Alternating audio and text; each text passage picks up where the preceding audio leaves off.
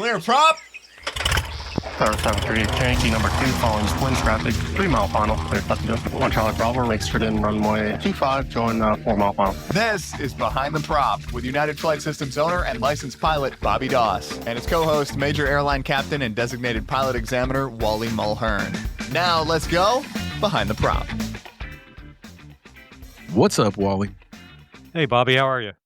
I am fantastic as always. This week, we're tackling kind of a combination of things, but the show is going to be called From Setbacks to Skills, Mastering Mindset and Mental Math in the Cockpit.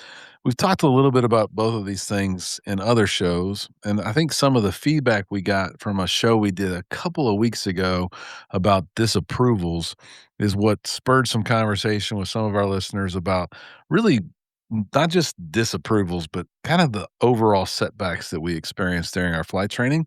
I think we've all had some setbacks, whether they were monetary, whether they were solo took too long, whether we just didn't feel confident in ourselves. We're going to cover all these things and try to help you become more resilient to those setbacks. We're also going to talk about some hazardous attitudes that the FAA defines and kind of what Bobby and Wally think about those hazardous attitudes. And then we're going to run through some mental math ideas that will help you better in the cockpit, some wizardry that Wally's come up with, and some things that we've talked about in previous shows. Rewind and listen to that mental math show if you want to talk about a bunch of other little things. But we're going to dive into all this today on the show. Wally, what do you think about some resiliency to setbacks? When I say resiliency to setbacks in flight training, what comes to mind? Well, let me tell you a story. It doesn't have anything to do with that. And I just happened to think of this as you were talking. I had a situation today that happened to me. I had to buy a new dishwasher about a month ago. So I get this nice, shiny dishwasher and it works great. It's quiet. You barely even know it's working. And uh, about 3 or 4 days ago, I have the dishwasher running overnight. I wake up in the morning, I come out, and there's suds all over the kitchen floor and some water. And I'm thinking, gosh darn it. My this brand new dishwasher is leaking. So that's how I started my day. I mopped it up. I got some towels I threw out there and I made sure it was turned off. I went to do a couple of check rides. I came home and I said, all right, I I don't know what happened, but I'm gonna try this again. So I started another cycle with the dishwasher. It's going for quite a while, and I keep looking at it. Nothing's leaking, and I'm thinking, okay, well, I don't know what happened, but something really weird happens.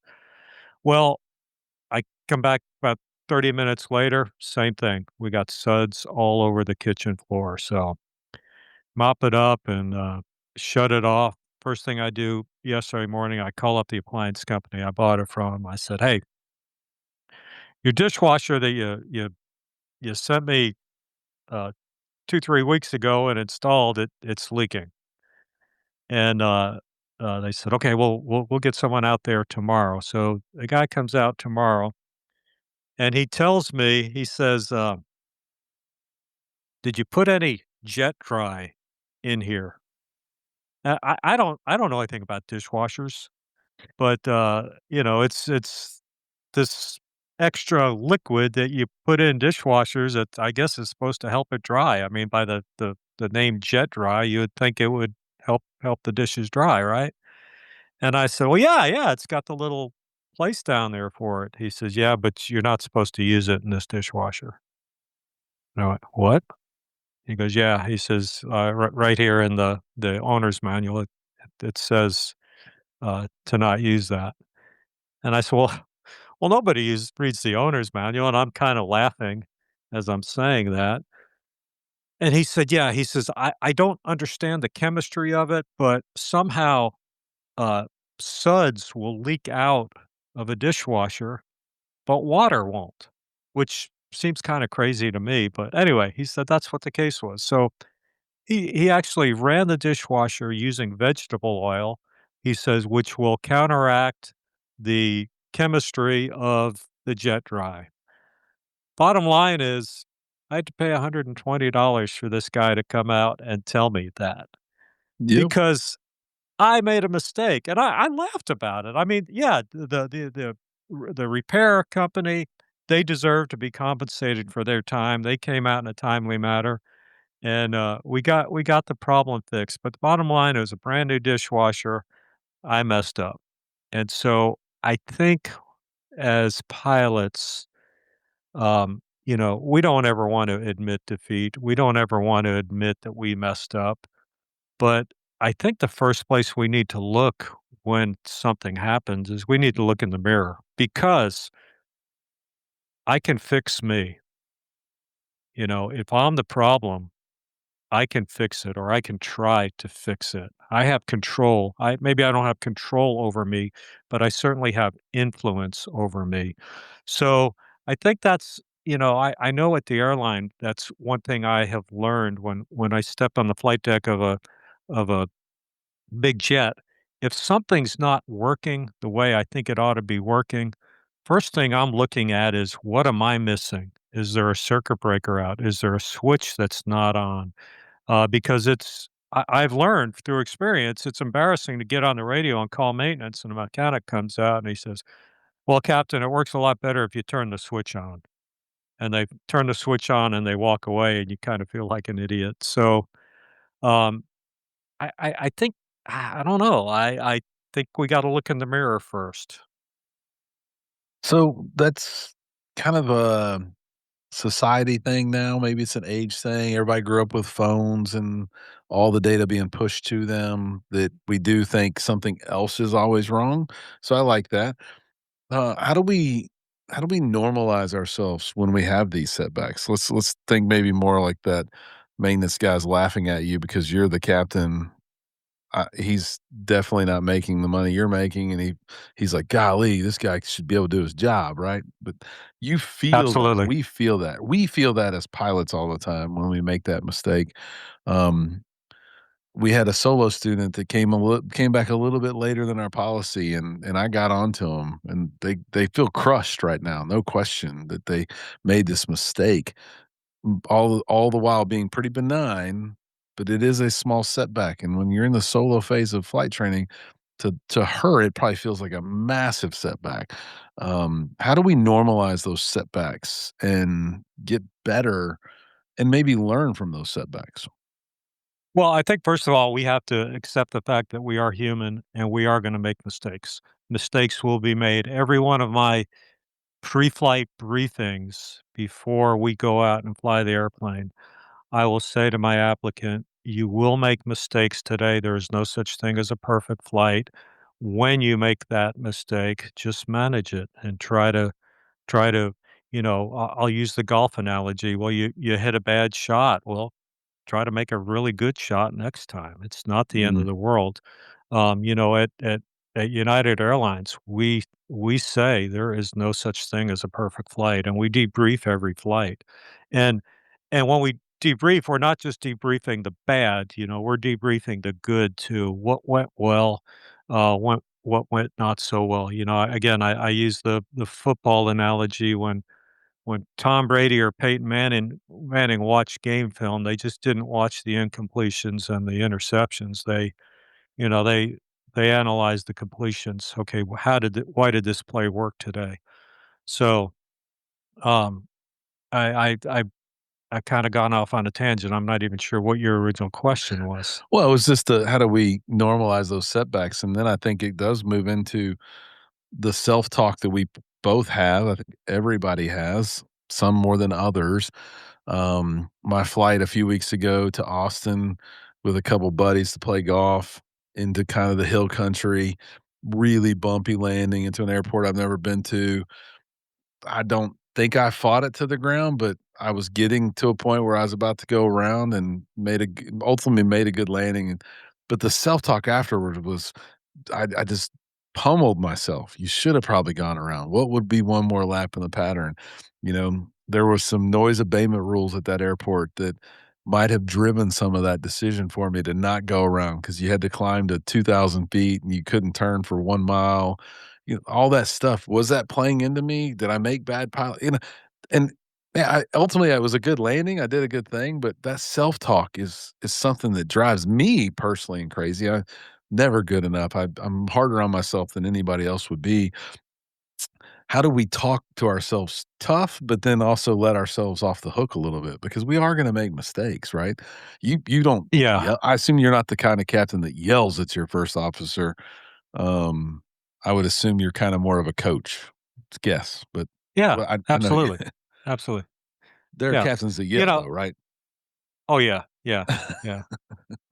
Um, and I back in the day before I was a captain, I actually enjoyed the challenge of flying with those guys. You know, you'd hear about, old crusty Captain so and so, "Oh, he's a screamer." Okay, well, let me go fly with him, and, you know, they never I've never had anybody scream at me, but, um, anyway, I got a year and a half left, so maybe somebody will. But, you know, I think you used the phrase, "We gotta let ourselves off the hook." We do, and I tell people that there's no there is no rear view mirror in an airplane. So what has happened really doesn't matter. Okay, the mistake that we've made, we're still moving forward, and we've got to manage what's ahead of us. We can Mm, affect what's ahead of us. We can't affect what's behind us. Okay, so learn from that mistake. You know, and that's uh, the example I used is kind of true. I mean, if you took off and you realized, oh, geez, I didn't top off the tanks. We've only got 25 gallons instead of 50 gallons. Um, you know, obviously that mistake is going to affect what you're doing moving forward because maybe we can't make it to destination now. So you do have to let yourself off the hook. Um, uh, you know, and I'm kind of the guy that's probably in the middle. I probably let it get to me a little bit, but hopefully by tomorrow, I've kind of forgotten about it. I do remember, I had a situation where we got into some unforecast turbulence, and, luckily, all the passengers are seated, but the flight attendants were up, and, it wasn't severe, but it was moderate turbulence, and, I called back, and nobody was hurt, but they weren't far from maybe being hurt, and mm. that got to me. That I didn't sleep very well that night. I ended up emailing the entire crew the next day just saying, "You know what? Uh, I'm not sure what I could have done differently. I could have guessed that there was turbulence up there. It was unforecast. Nobody had reported it. But I just felt like I owed them another apology because, you know, their safety was pretty much in my hands that day, and I felt like I let them down. But that was a time where it did it did ponder on my mind for quite a while. I think some stuff I've read from the FAA and heard from other people like our chief, right? When you have these little setbacks, when you have this disapproval, which would be a big setback, I guess, I think the next thing to do is to try and have some small wins, right? And I think we've probably all done that, maybe in sports, maybe in life, maybe in flying. But the next thing to do when you have that setback, whatever that setback is and on my flight home from Austin, let's say I might have bounced just a little bit in Austin. When we came home, greased it, you know, and I felt really good when the guys in the plane with me said that was the best landing we've ever been on. Um, you know the skills in there, and that wind, that little itty bitty wind, does a lot for our psyche for sure. And I probably haven't worried about that landing at Lakeway again because I had that wind that kind of wiped that setback out. If that Yeah, makes sense. yeah.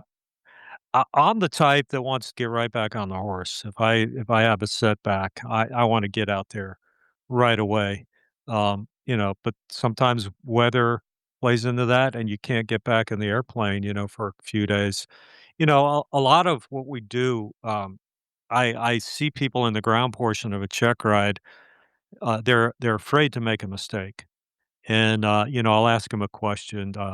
uh, "What color is the sky?"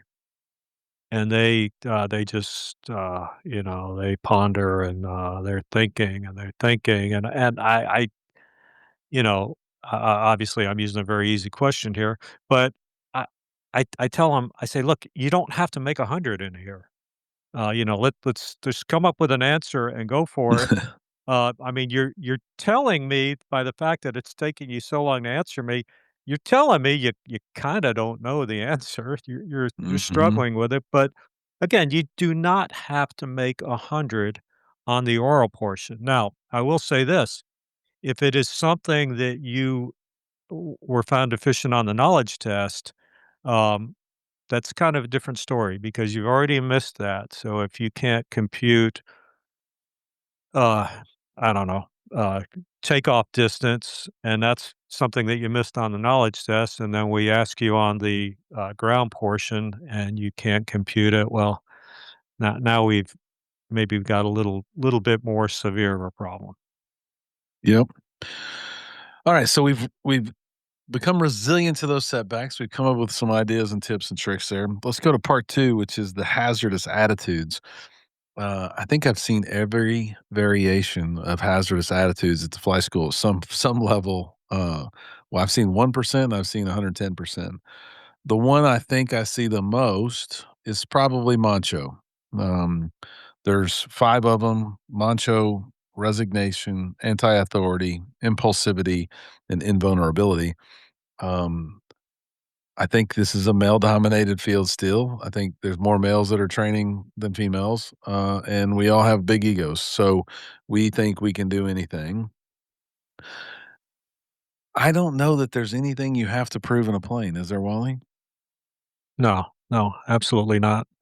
Uh, you know, we talked to, our guest last week, an NFL football player, Brandon Cooks. I mean, we talked to him about his go, no-go decision, and, he was absolutely not macho when it comes time to putting his family in that airplane and taking them flying.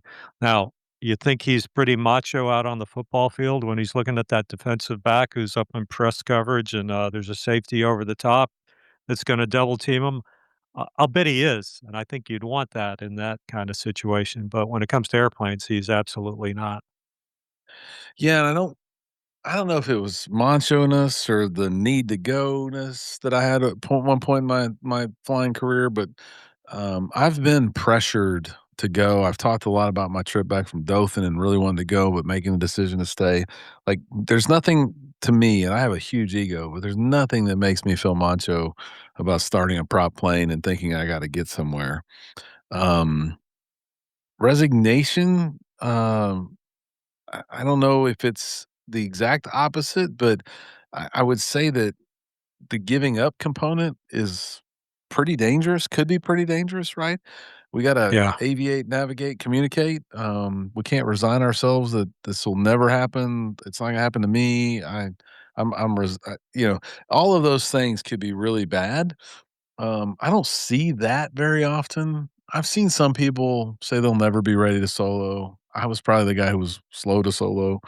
Um, but I don't know that I see resignation that much. Do you see resignation on check rides?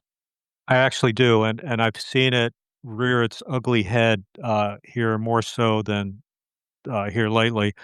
I've had a rash of porpoised landings where, we it usually happens on if it's a commercial, maybe a power off 180, or if it's a private, it might happen on the short field where they're really trying to put it on a spot.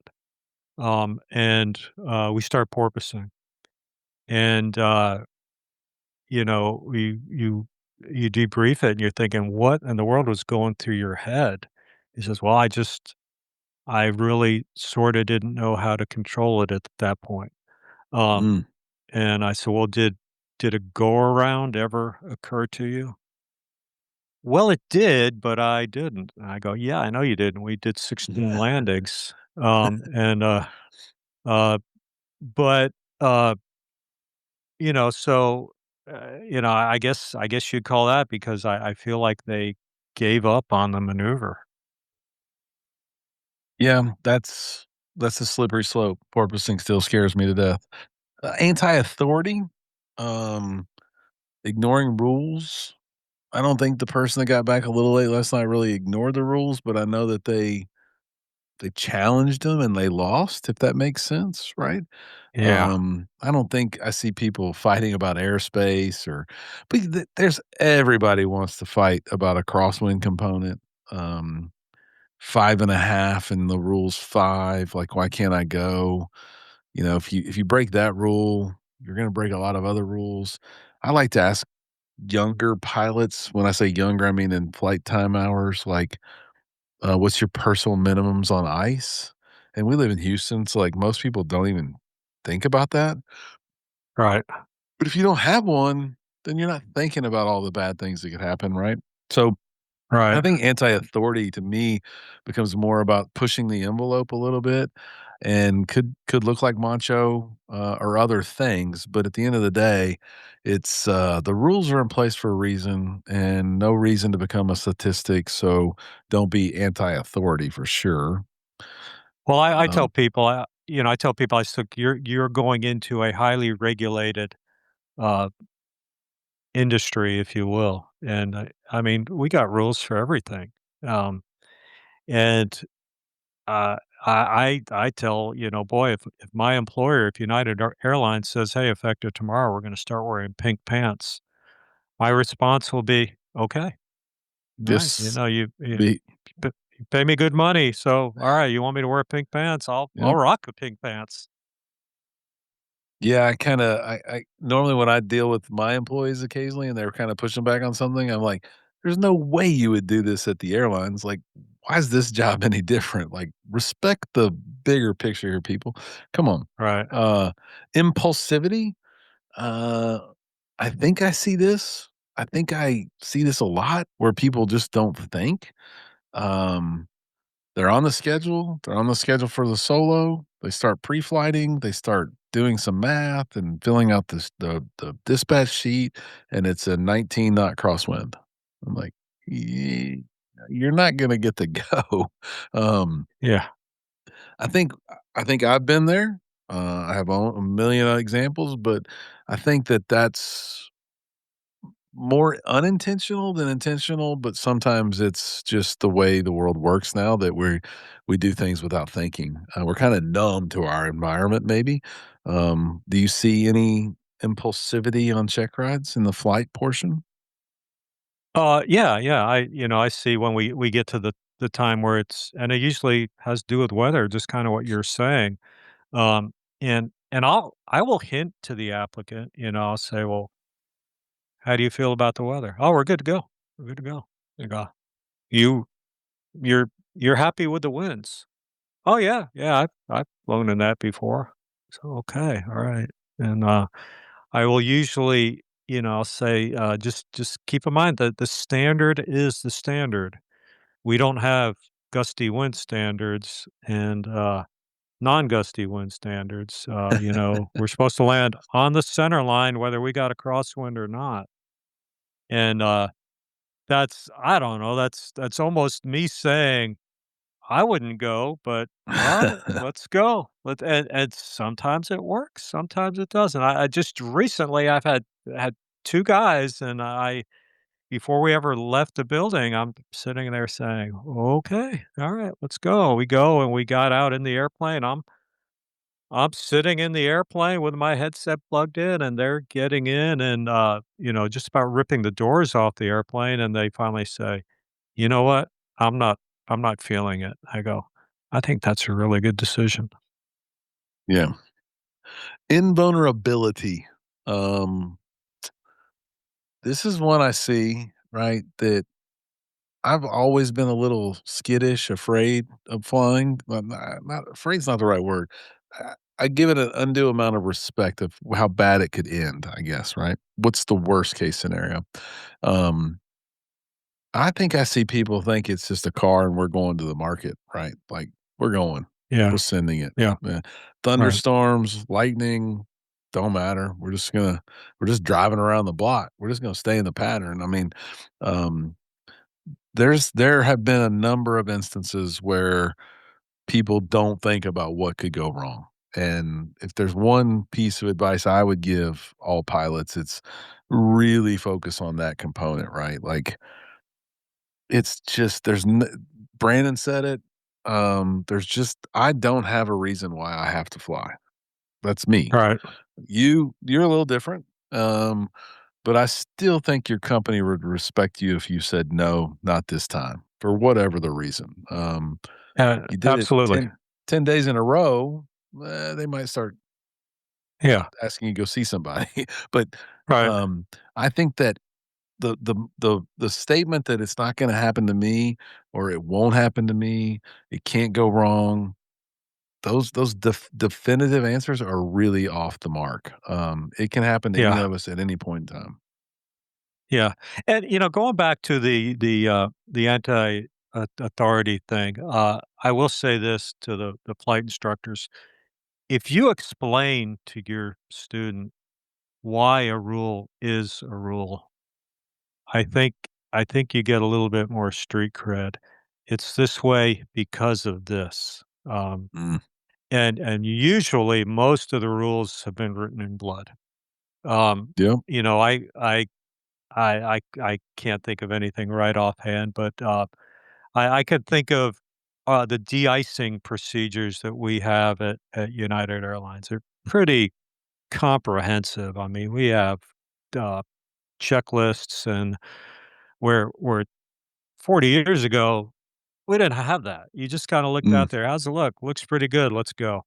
All right, but when we had airplanes, we had, several airplanes, commercial airliners crash because taken off with ice on the wings or contaminated wings. So, um, these rules, people paid for this with their lives. And, mhm, and getting back to it won't happen to me, I I I explain to people, I say, you're picking a career path or a hobby, whatever you're doing, where messing up, uh, can have really bad consequences. We could die here. It's not like, I mean, you could die driving down the road too, but it's not like, I joke that, an accountant messes up at work. Well, maybe the client gets audited. Um, Maybe the IRS comes knocking on the door. As pilots, we mess up, and it it it could ruin your day.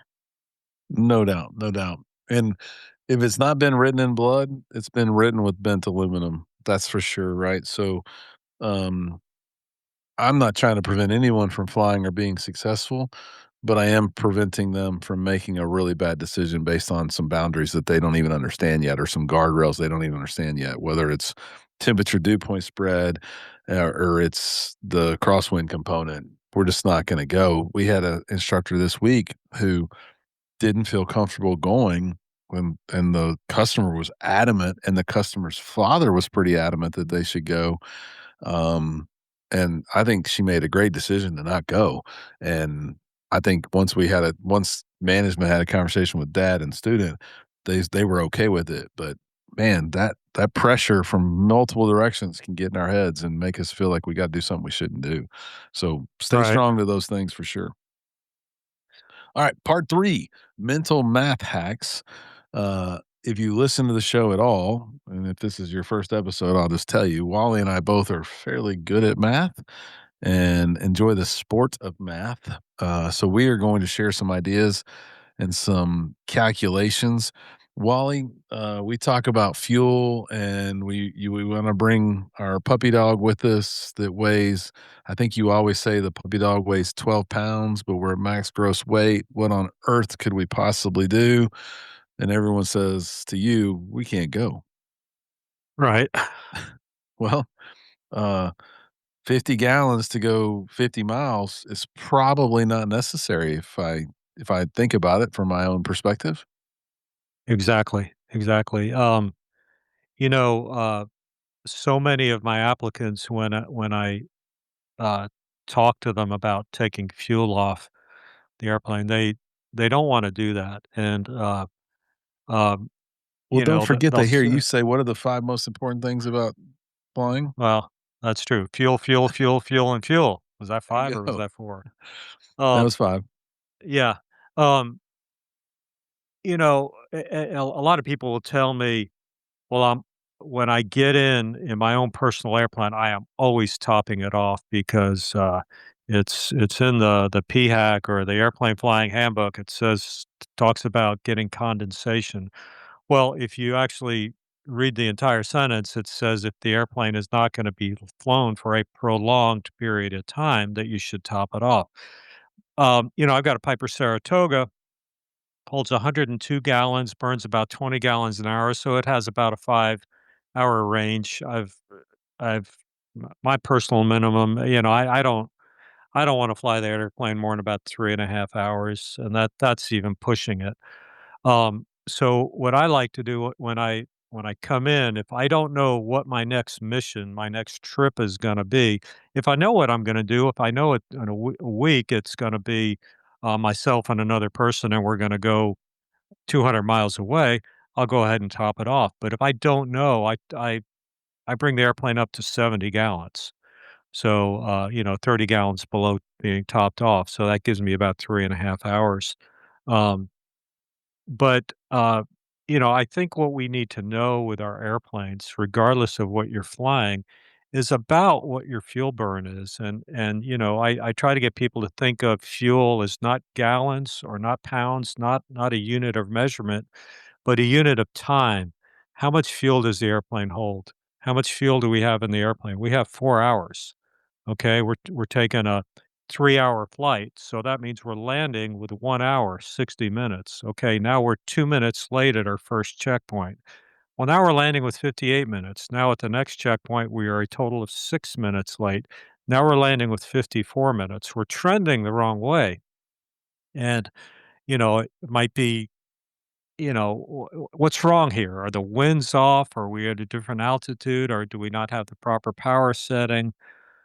But have an idea, and the majority of my check rides are in, I call them 100-knot airplanes. I'd say 95% of my single engine check rides are in some variation of a single engine Cessna or some variation of a Piper Cherokee, whether it be a Warrior, Archer, or whatever. I know they're about 100-knot airplanes. They're about 10-gallon-hour airplanes, and that's being very conservative. So, the first thing I ask my applicant, how far is our flight? How many miles? Oh, it's 270 miles. So right off the bat, I know that it should take about 2.7 hours. And we ought to burn about 27 gallons, a little bit less, really. So, after I ask the distance, I'll say, well, how long is it going to take us? I'll say, an hour 18. I'm thinking, okay, 2.7, you came up with an hour 18, which is 1.3. I'll say, well, we must have a really, really big tailwind. Well, no, we actually have a headwind today. And, at this point, just nothing is making sense. So, you know, it ought to make sense.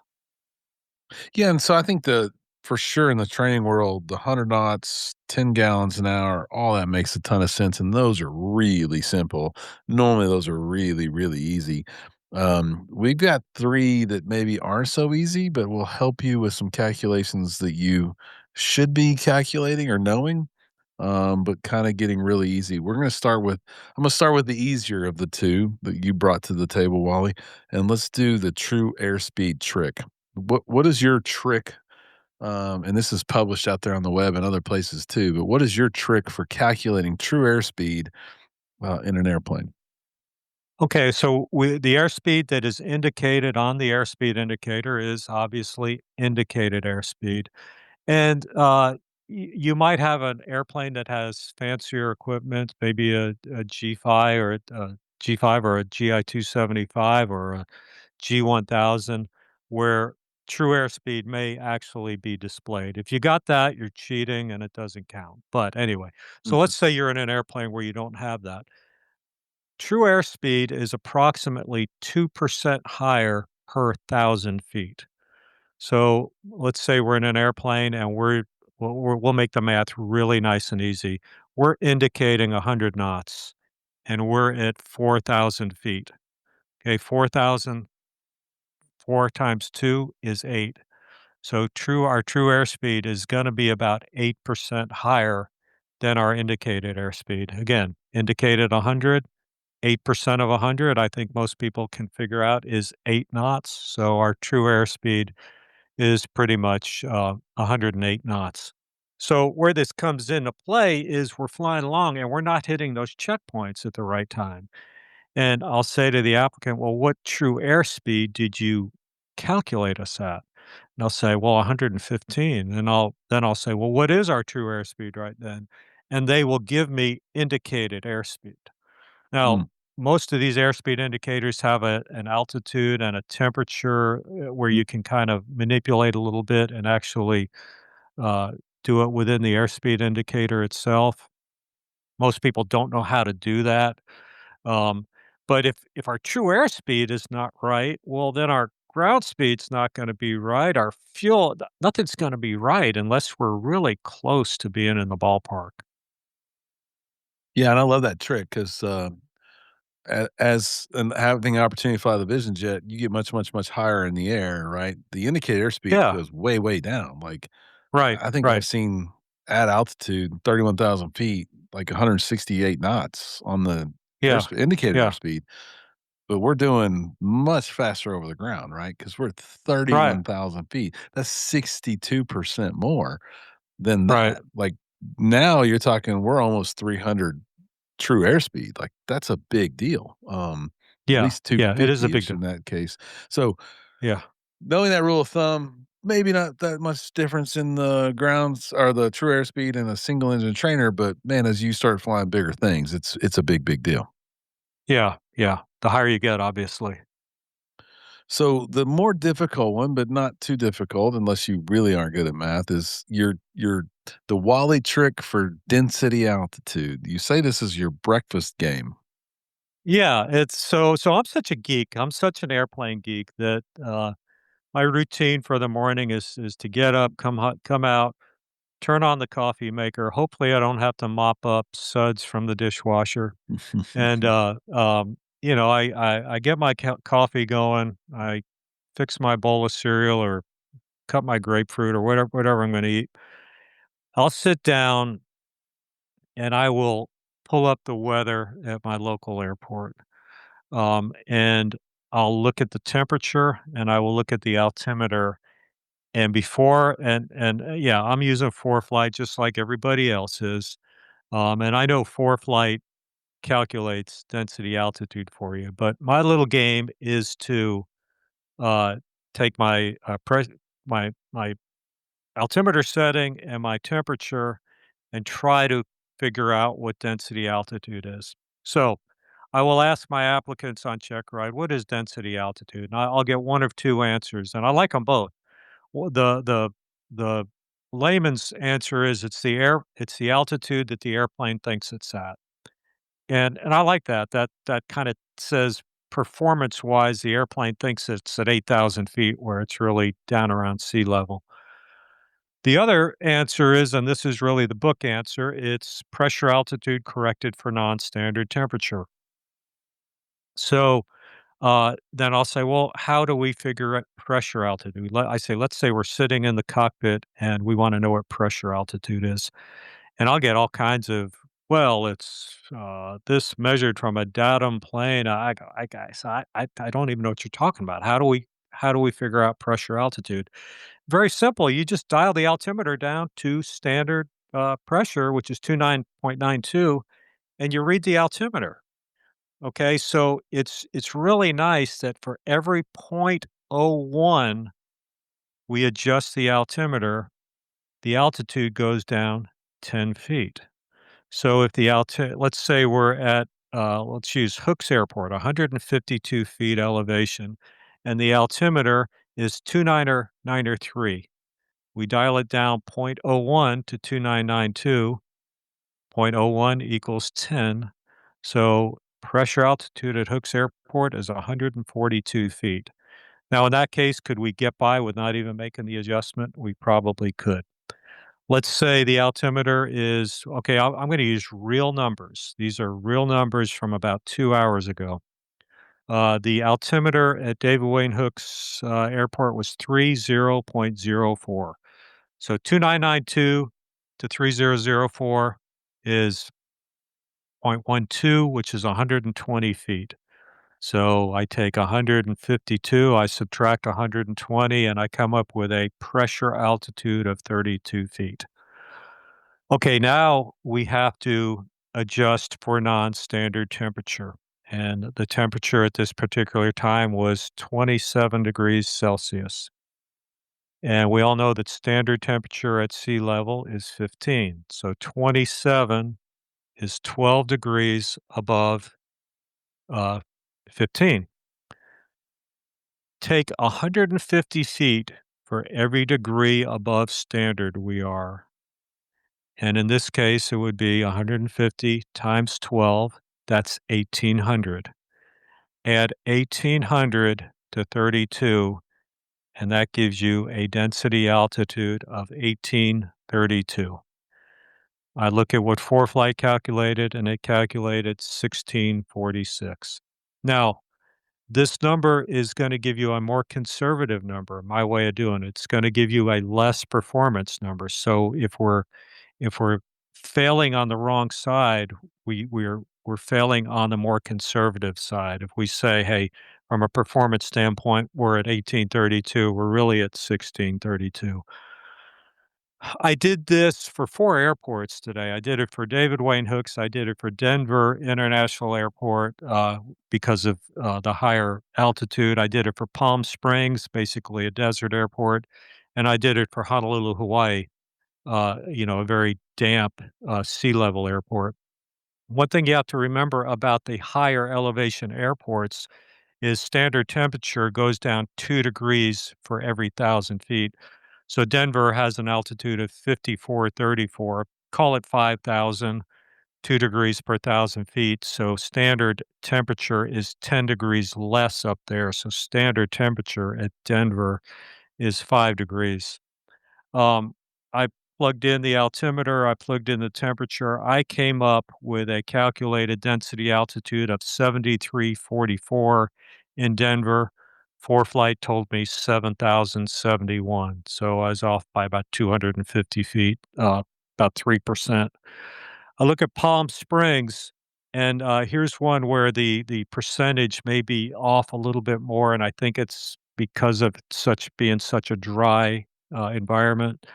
I came up with a density altitude of Palm Springs of 3447, and ForeFlight came up with 2995. So I was off by 452 feet. Still Honolulu, within 10%. Still 10%. yeah, I mean, that's yeah. Honolulu, I was off by 5 feet. I came up with 1494, and ForeFlight said 1489. So I was 5 feet off. That's wow. pretty impressive. So again, take your altimeter, make the adjustment. If it's lower altimeter, pressure altitude is going to rise. Just think of what it looks like in the airplane. Moving the altimeter knob. If you're raising the altimeter, the altimeter is going to go up. So figure out where your pressure altitude is, and then use 150 feet per degree. And if it's below standard, so if it's 13 degrees, that would be at a sea level airport. 13 degrees, that would be -2, so it'd be -300. So you'd subtract it, and that would make sense. Below standard, we're going to get better performance. So that's it. That's Wally's hack for coming up with figuring out density altitude. There is a more precise way of doing it where you actually factor in humidity. And if you're interested in doing this, you use a different number than the 150. But it's a 3-step process where you adjust the altimeter, you add for temperature or subtract for temperature, and then you do something based on humidity. And if you're interested in that, send me an email at wally@behindtheprop.com or send it to Bobby. He'll send it to me. Send it to both of us. We'll just have a party with it, and I'll send you those numbers or that formula. Anyway, I don't want to bore you with that right now, but anyway, that's it. Well, the last one that I have is crosswind. I think it's one that many new pilots struggle with. They don't know how to do it. If we think about the angles from right down the runway to right across the runway, that's 0 degrees to 90 degrees. There's kind of 3 brackets that I think about. It's the 30, the 45, and the 60-degree mark where we would make our mathematical equation. And to me, and the way the math really does work is 30 degrees is about 50% of the wind, 45 is about 70% of the wind, and 60 degrees is 90% of the wind. So if you had a 10 knot wind and it was 30 degrees, the wind was 30 degrees off of the runway heading, then it'd be about half the wind component. So 10 times 0.5 would be 5 knots of crosswind. If it was 45 degrees, it'd be 0.7. So it'd be about a 7-knot crosswind. And at the 60-degree mark, it's almost the full crosswind component, but it's 0.9. Obviously, at 0, it's 0, and at 90, it's 100%. So if I had a 60-degree change in wind from runway heading, and I had a 10-knot crosswind, or sorry, a 10-knot wind, then obviously it's going to be 9 degrees of crosswind. Good rule of thumb of math there. It's not exactly precise, but it's really freaking close. It's something that you can use to help you manage your personal minimums on what your crosswind component is and help you make better decisions. Hopefully you don't ever feel like you have to go or that you're never going to have a problem so that you are invulnerable from those things. And hopefully you don't create a situation where you have to be resilient from a setback because you made a big mistake for sure. Anything to add, Wally, as we wrap up? No, I think that was some good stuff. I hope the math didn't bore too many people. Yeah, I think there's fewer math people out there than we think, Wally, but hopefully we helped them a little bit. As always, fly safely and stay behind the prop. Thanks for checking out the Behind the Prop podcast. Be sure to click subscribe and check us out online at behindtheprop.com. Behind the Prop is recorded in Houston, Texas. Creator and host is Bobby Doss. Co-host is Wally Mulhearn. The show is for entertainment purposes only and is not meant to replace actual flight instruction. Thanks for listening, and remember, fly safe.